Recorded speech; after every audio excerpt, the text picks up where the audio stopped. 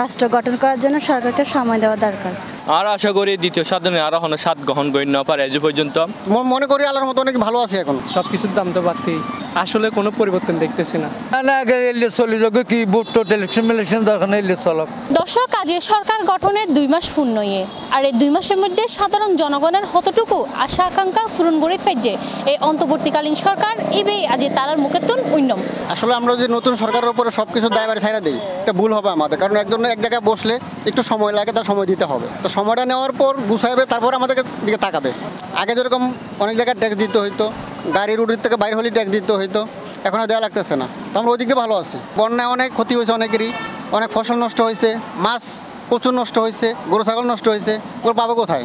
যার কারণে আমরা এগুলো পাইতেছি না, বিধায় দাম বেড়ে গেছে। কিছুই করার নেই, এটা আমাদের মাইনে নিতে হবে। যদি আমরা বলি যে সরকার আসছে, সরকার কমাবে, সরকার কি ঘর থেকে দিতে পারবে? ওই আমাদের টাকা আমাদেরকে দিবে। যদি আমাদের না থাকে তো সরকার দিবে কই থেকে? ওটা মাইনে নিতে হবে আমাদের। রাস্তাঘাট আর আইনশৃঙ্খলা বাহিনীর তত নিরাপত্তা নদীর যে ক্ষেত্রে বর্তমান আবার সামরিক বাহিনী সেনাবাহিনীর মেজটা কমাতে দিই, তারপরেও বিভিন্ন রকম অপকর্ম চলে। আর চাই দেশের শান্তি, জিনিসপত্র দাম হমুক, সাধারণ জনগণ আর যাতে শান্তি তাই দেশত আর সবসময় সরকার তো নিয়ে আশা করি উনি আরও দীর্ঘদিন ক্ষমতা চাইব ও যাতে আর দেশগান আরও শান্তি তার পানি সুযোগ নাড়ার দাবি। সাধারণ গঠন যেটা হয়েছে, এখন তো সরকারের যাওয়ার পর থেকে দেখতেছি যে লুটপাট বেড়ে গেছে। তারপর হচ্ছে যে দিন দুপুরে মারামারি, পুলিশও তো আসতেছে না, কোনো পদক্ষেপ নিচ্ছে না। এত সহজে রাষ্ট্র গঠন করেন নজা হারা জনগণ হিসেবে মনে করে দি ওরা সময় দম ভরিব এবং দেশের পরিস্থিতি স্বাভাবিক হয়ে গেলে ওরা জীবনজ্ঞ সময় নির্ধারণ দম ভরিব, এর ভিতরে স্বাভাবিক হইব ইনশাল্লাহ, আশা করা যায়। বহুত মানুষ আরো মরা যাইতো গন্ডগোলে, কিন্তু আর ও তো কইয়া আপনারা আমার আনাইছেন, বসাইলে বসান, না বসাইলে আপনি চলে যাব।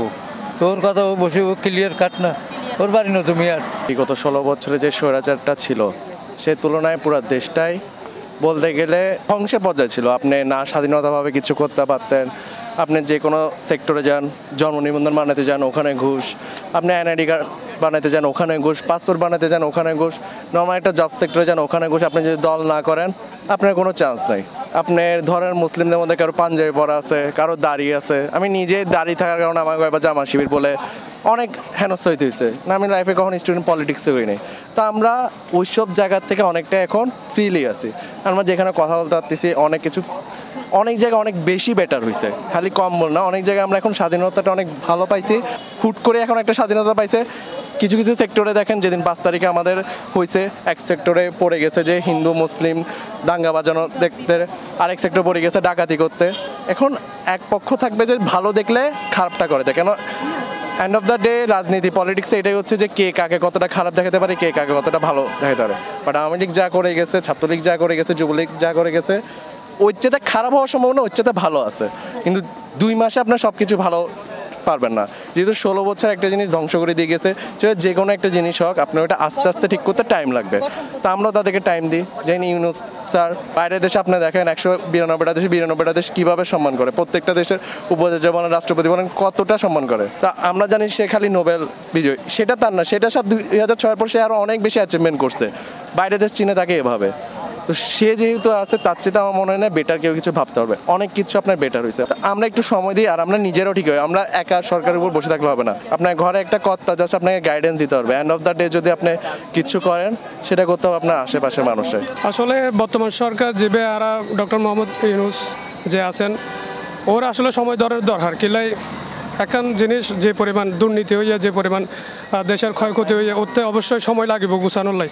আর আরা যদি যারা অন্যান্য দলগিন আছে, আরা যদি ওরা প্রেশার ক্রিয়েট করি, বিভিন্ন রকম করে নির্বাচন হলে প্রেশার ক্রিয়েট করি, এতে দেখা যাবে যে ও যেখানে সংস্কার লাই উদ্যোগ লইয়ে এখানে ওর ঠিকভাবে গড়িতে পারতো না। তবে আর আসলে উচিত যেহেতু 16 বছর ধরে আরা অত্যাচারিত হই, আরা সাধারণ জনগণ হত হইতে না পারি, আর এই বাকি কিছু সময় আর বর্তমান তৎকালীন সরকারের দ্বন্দ্ব হার, অন্তর্বর্তীকালীন সরকারের দ্বন্দ্ব হার, যেহেতু সংস্কারের বিষয় দরকার আছে, সেহেতু আর একজনের যদি বর্ষা গ্রহণ করিব, নয়তো বা আরা হুট করে কোনো সিদ্ধান্ত লই এনে অন্য জনের হাতে যদি আর দায়িত্ব দিয়ে ফেলাই, দেখা যাবে যে আর আশানুরূপ কোনো ফলাফল পাইতেন না। সাধারণ জনগণ মনে করে দেখি বর্তমান সরকারের সময় দরকার খুব জরুরি। আমরা বাক স্বাধীনতা ফিরে পেয়েছি, ঠিক আছে, এটাই হচ্ছে যে আমাদের অনেক আগের থেকে চাওয়া ছিল, সেটা আমরা আর কি পেয়েছি।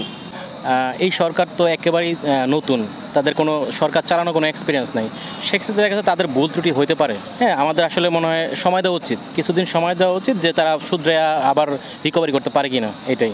দর্শক আরা তখন সাধারণ জনগণের লগে হত হয়ে সাইডে তারা হদ্দে বোধকেও যে এই সরকার আইবার পরে এখনো কোনো উন্নতি ন, আবার বোধকেও হদ্দে সরকারের আরও সময় দন দরকার।